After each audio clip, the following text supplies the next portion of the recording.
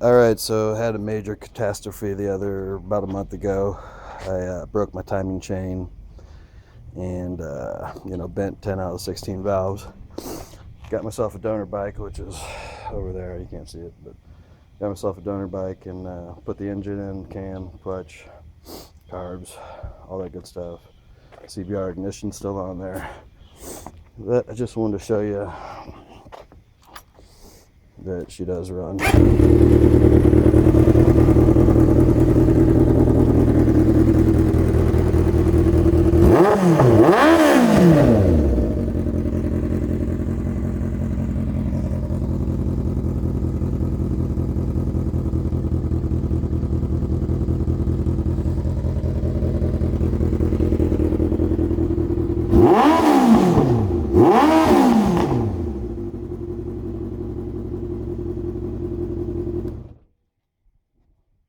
There you go.